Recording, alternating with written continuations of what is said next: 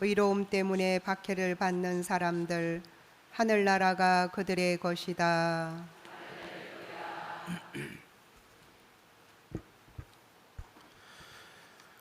주님께서 여러분과 함께 또한 사제의 영과 함께 마테오가 전한 거룩한 복음입니다.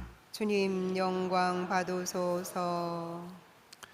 그때 예수님께서 제자들에게 말씀하셨다. 누구든지 내 뒤를 따라오려면 자신을 버리고 제 십자가를 지고 나를 따라야 한다. 정녕 자기 목숨을 구하려는 사람은 목숨을 잃을 것이고 나 때문에 자기 목숨을 잃는 사람은 목숨을 얻을 것이다. 사람이 온 세상을 얻고도 제 목숨을 잃으면 무슨 소용이 있겠느냐? 사람이 제 목숨을 무엇과 바꿀 수 있겠느냐? 사람의 아들이 아버지의 영광에 쌓여 천사들과 함께 올 터인데 그때에 각자에게 그 행실대로 갚을 것이다. 내가 진실로 너희에게 말한다. 여기에 서 있는 이들 가운데에는 죽기 전에 사람의 아들이 자기 나라에서 오는 것을 볼 사람들이 더러 있다. 주님의 말씀입니다. 그리스도님 찬미합니다.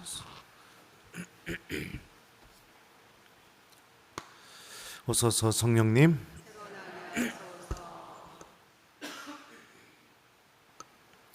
누구든지 내 뒤를 따라오려면 자신을 버리고 제 십자가를 지고 나를 따라야 한다. 안녕하세요.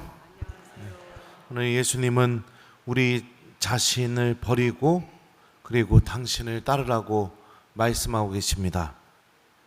그게 우리의 생명을 정말로 살리는 길이라고 또 말씀하고 계시죠. 여러분은 언제 그리고 누구에게 여러분의 뜻을 버릴 수 있습니까? 어떤 사람에게? 네?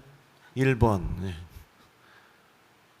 내 배우자에게, 2번 내 자녀들에게, 3번 나는 내 뜻을 버리지도 못하고 그리고 그럴 수도 없다. 모든 사람들이 다 내 뜻을 따라야 된다. 자, 3번은 그겁니다. 몇 번이에요? 네?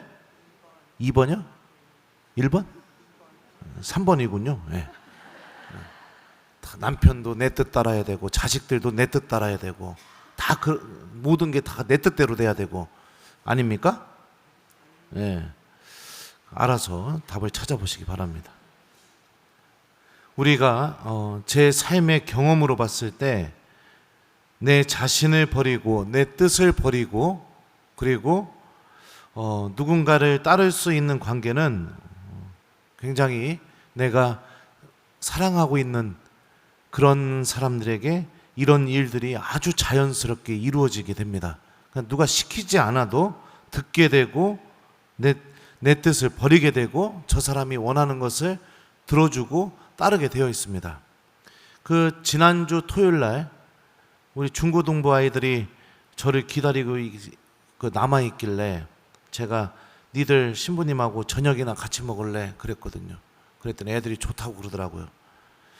그래서 제가 뭐 먹을래 이랬는데 저는 요즘 살이 쪄가지고 제 배만 보면 한숨이 나와서 고기 먹기가 정말 싫은데 하나이가 고기요 이러는 거예요. 어떻게 해요? 제 뜻을 버리고 아이들 데리고 고기 먹으러 갔었죠.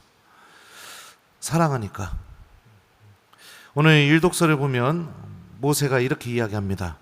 너희는 오늘 내가 너희에게 명령하는 그분의 규정과 계명들을 지켜라. 그래야 너희와 너희 자손들이 잘 되고 주 너희 하나님께서 너희에게 영원토록 주시는 땅에서 오래 살 것이다. 생명을 누리는 삶이 무엇이냐? 바로 자기 뜻을 버리고 자기 자신을 버리고 하나님께서 주시는 규정과 계명들을 잘 지키는 삶, 이게 바로 생명을 얻는 삶이라는 것을 모세가 알려줘요. 이게 오늘 복음으로 따지면 자기 자신을 버리고 십자가를 지고 예수님을 따르는 것과 같은 의미죠. 그런데 중요한 것은 모세는 이 말을 하기 전에 일독서 거의 대부분을 내요. 어떤 이야기를 하느냐? 하느님께서 이스라엘에게 어떤 일을 하셨는지를 먼저 기억시키고 있습니다. 한번 볼까요? 질문을 막 합니다. 하느님이 어떤 일을 하셨는지. 하늘을 이 끝에서 저 끝까지 물어보아라. 과연 이처럼 큰 일이 일어난 적이 있느냐? 이와 같은 일을 들어본 적이 있느냐? 불 속에서 말씀하시는 하느님의 소리를 듣고도 너희처럼 살아남은 백성이 있느냐? 아니면 주 너희 하느님께서 이집트에서 너희가 보는 가운데 너희를 위하여 하신 것처럼 온갖 시험과 표징과 기적, 전쟁과 강한 손과 뻗은 팔과 큰 공포로 한 민족을 다른 민족 가운데에서 데려오려고 애쓴 신이 있느냐? 이러면서 계속 하느님이 이스라엘에게 지금까지 무슨 일을 하셨는지를 기억시킵니다. 그러니까 결국에는 우리가 하느님의 뜻을 따르고 내 자신을 버리고 그리고 우리 각자의 십자가를 짊어지고 그리고 구원으로 걸어나갈 수 있는 명확한 원동력이 무엇이냐? 바로 내 스스로가 하느님이 어떤 분이신지를 알게 되었을 때, 그 알므로 인해서 내가 하느님을 사랑하는 사람이 되었을 때, 그랬을 때 내 자신을 버리고 우리 각자의 십자가를 짊어지고 예수님을 따르는 것이 자연스럽게 우리 안에서 선택될 수 있는 것입니다. 누구든지 내 뒤를 따라오려면 자신을 버리고 제 십자가를 지고 나를 따라야 한다. 예수님의 이 말씀은 결국에는 당신을 사랑하는 사람들만이 당신이 어떤 분이신지를 체험하고 그리고 알게 된 이들만이 당신을 따르게 된다는 것을 말씀하시는 것과 같다고 볼 수 있죠. 신앙생활은 내 힘만으로 내 뜻만으로는 절대로 내 자신을 구원할 수 없다라는 것을 스스로 깨닫게 되는 여정이 바로 신앙생활입니다. 그리고 이 깨달음은 무엇을 통해서 우리에게 주어지게 되느냐? 바로 하느님의 말씀을 듣는 삶을 통해서 우리들에게 주어지게 됩니다. 사람과 사람의 관계가 사랑이 시작되고 그 사람이 어떤 사람인지 알아나가고 그리고 또 그 사람이 얼마나 나를 좋아해 주는지 이런 것들을 알아나가는 첫 번째 발걸음이 뭐냐? 들음을 통해서 이루어지게 되는 것처럼 하느님과 우리들의 관계도 마찬가지입니다. 들음을 중단해버리게 되면 몸뚱아리는 언제나 같이 있으면서도 절대로 상대방을 사랑하지 못하게 되는 것처럼 우리들도 신앙생활에서 들음을 중단해버리게 되면 언제나 내 몸은 성당 안에 있는다 하더라도 하느님에 대한 사랑은 전혀 배우지 못한 채 그저 내가 원하는 내 뜻을 하느님이 이루어 주시기만 바라면서 살아가는 신앙인이 될 뿐입니다. 믿음은요, 여러분들 하느님이 바뀌기를 바라는 게 믿음이 아니에요. 내가 하느님을 사랑하고 믿다 보면 누가 바뀌게 될까요? 내가 바뀌게 되는 게 진짜 믿음인 겁니다. 사랑 관계도 마찬가지입니다. 진짜 사랑은 상대방이 바뀌기를 바라는 게 진짜 사랑이 아니에요. 그거는 내가 그 사람 사랑하고 있는 게 아닙니다. 그럼 뭘까요? 내가 그 사람 사랑하다 보니까 내가 바뀌게 되는 게 진짜 사랑인 겁니다. 이게 내 자신을 버리고 자기 십자가를 지고 예수님을 따르는 길이고 바로 이런 신앙생활 안에 구원이 있고 하느님께서 주시는 영원한 생명이 있는 겁니다. 이런 믿음을 소유하게 되면 온 세상을 얻는 것이 중요해지지 않습니다.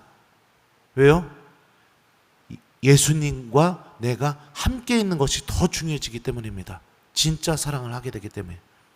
만약에 나는 지금도 기도나 미사나 하느님과 관계를 맺는 모든 이 시간 안에서 하느님이 바뀌기만을 내가 기도하고 있다면 하느님이 내가 원하는 것을 들어주기를 그러니까 하느님이 바뀌기만을 간절히 원하는 그런 믿음을 갖고 있다면